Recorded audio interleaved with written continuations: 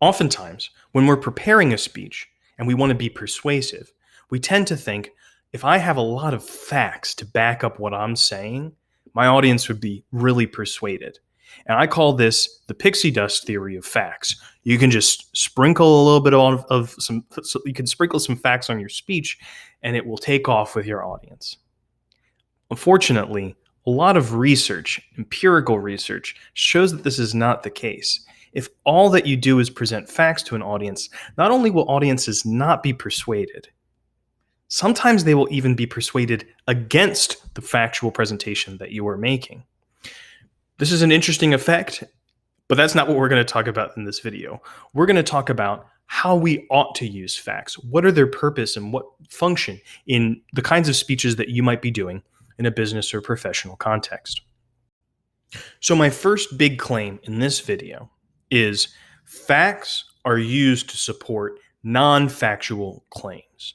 Facts are like columns in the larger structure of an argument. We've talked in the previous video about a number of non-factual claims that are always really important. Well, that's the argument, because one of them is what is important? What is relevant? What's the magnitude of what we're talking about?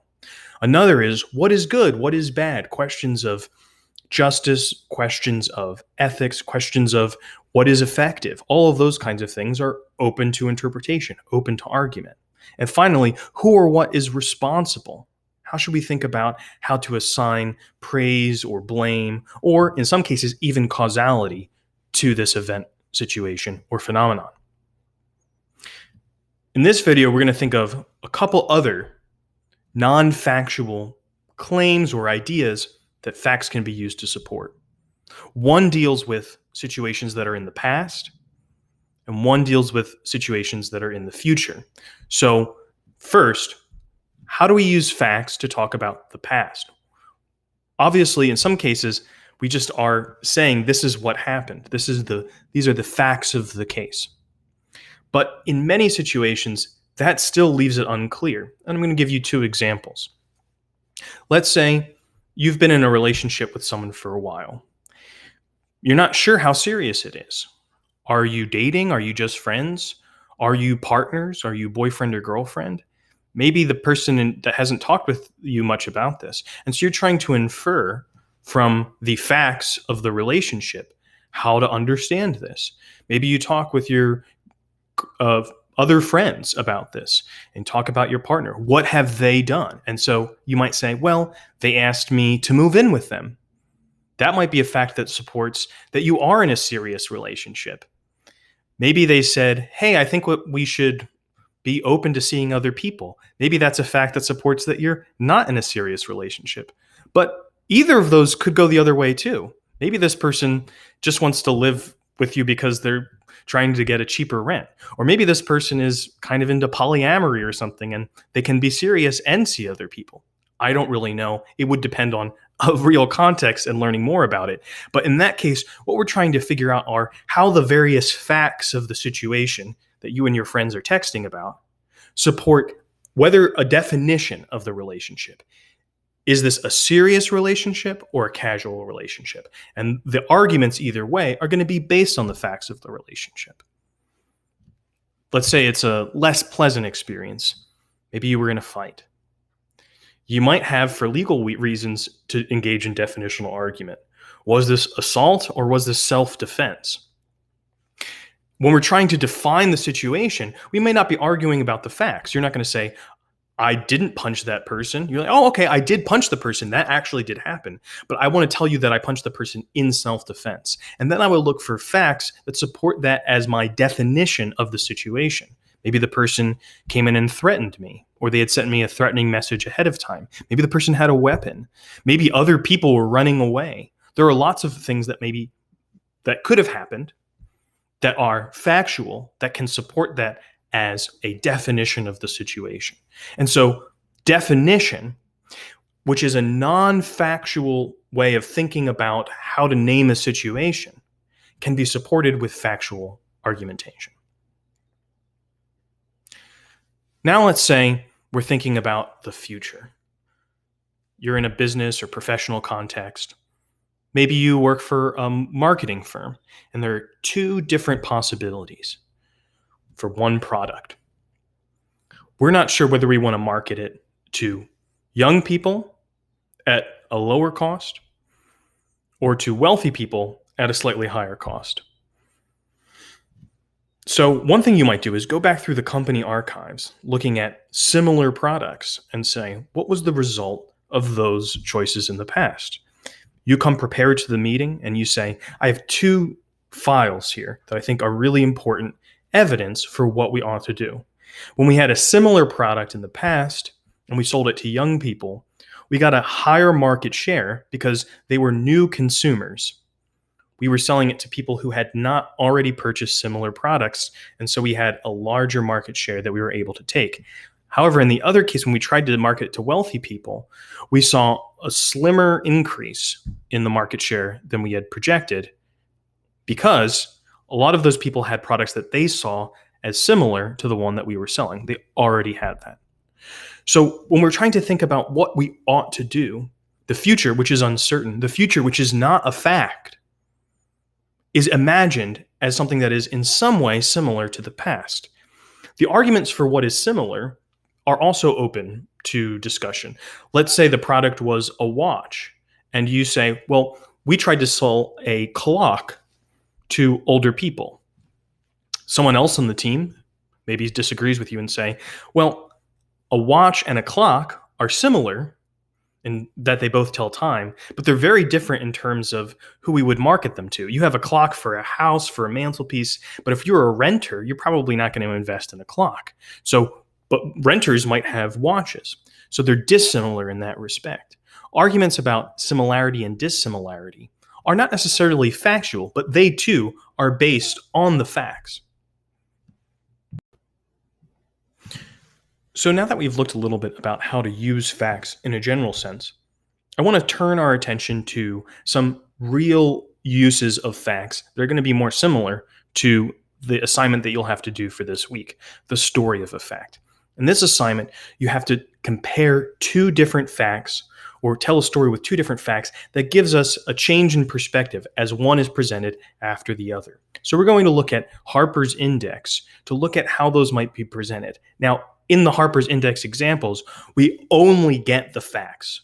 That's all that we have. And even with just that presentation, it's still suggestive. It still gives us an idea about what might be said about that. But in your speech, rather than letting it be something that might be said, you're going to say it. You're going to make the case. And so the story of a fact here is not going to be just facts. It's going to talk to us about what's important, what's good, who is responsible, what should we do in light of these facts, or how should we understand a situation in light of these facts. Any one of those 5 potential sources of argument are going to be the basis for your speech. You have to tell me something other than the facts in order to tell me why the facts matter or what they mean. Harper's Magazine is a very old magazine that's been around in the United States for a long time. And it's a monthly magazine. Every month they have in the back something called Harper's Index. And it looks at first glance just like a list of statistics, a list of facts about topical matters, current events, things that have happened recently. So this one is mostly about, since it's in June 2020, mostly about the COVID-19 pandemic. However, even though they seem to be just the facts, the way that they are assembled and the statistics and facts that are compared lead to certain inferences that could be seen as the seed of a story, could be seen even potentially as a kind of argument that is being made. So we're going to look at a few of these, and you can make up your own minds. They're not always perfectly clear cut, but we do get a different sense moving from one fact to the next. And that is the basis of what you're going to be doing in the story of a fact assignment. Percentage of U.S. workers in the top 25% of earners who have access to paid sick leave, 92%. If we took it by itself, that seems like a great thing. 92% of the top 25% have paid sick leave. However, when we compare it with the follow-up fact of U.S. workers in the bottom 10% of earners who do, that is, have paid sick leave, 31%. Also, if we took that by itself, we might not necessarily know how to judge that. We would say 31%, is that big? Is that little? Hard to say. But having the two confront each other, having these two facts back to back or face to face, so to speak, now starts to tell a new kind of story. This is a story about inequality, not just a story about how good your job is, but the difference between how we treat workers who have high income jobs or often have high status jobs, and we're seeing in the pandemic can often work from home, and so probably need paid sick leave less than those who are essential workers, often making minimum wage jobs, but have less access to paid sick leave. This is one we have about doctors going to work sick. So the first is percentage of US doctors who said in 2014 that they had gone to work sick in the past year, 83%. Followed up by percentage of those doctors who said that they had done so because they did not want to let their colleagues down, 99%. So this is an interesting view of how doctors relate to their own sickness. But of course, this is in light of the pandemic, and all of the social distancing measures that we are taking globally are primarily justified not just for the reasons of limiting death, which is maybe the main reason, but also of allowing hospital systems to deal with the new cases of COVID that are coming in every day. And so in light of that, this is more distressing. But I think even if we just took that second one, and if we had it framed in such a way that we had it by ourselves, I can imagine that in grand rounds or in some kind of informal medical discourse, people might be proud of this, to say that we might hear this and a doctor say something like, we doctors are helping each other. And when I am part of a team, even if I feel sick myself, I go in order to help others. But when we see how many doctors are doing this, in light of that 83% of doctors are going in sick, and also in light of the background of the coronavirus pandemic, this might seem more alarming, because should we trust that if doctors are feeling sick, they will self-isolate, or will they be motivated to continue to work? How will that affect potential infection within the hospital system, etc.? Average number of text messages sent per second over AT&T's network during peak traffic on New Year's Eve, 15,000. During peak traffic in the last 2 weeks of March this year, 23,000. Now, if all that you heard was, in the last 2 weeks of March, there were 23,000 text messages sent per second, it's unlikely. I mean, to me, that sounds like a lot, but I really have no basis on which to judge that. There are a lot of people on the network. I don't know if that is more than average or not.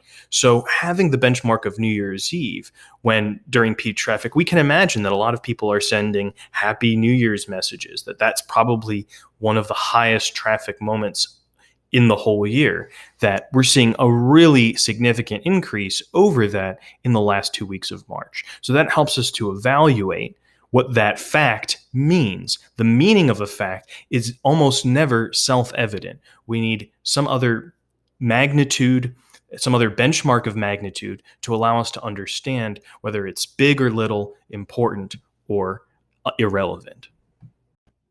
As you can hopefully see from these examples, facts come with a background of inferences that give them meaning. Those background inferences are what we're calling in this class the audience. It's what the audience might be thinking about. Your task in using facts is selecting those that help make the point that you are trying to make, organizing them in such a way that is clear, but also highlighting those assumptions that the audience needs to make to move us to the point of your argument or your speech. Sometimes you can let things exist in the background as an assumption, but the more implicit that those assumptions are, the more likely the audience is to make an inference that is different from what you want. In a word, the facts don't speak for themselves.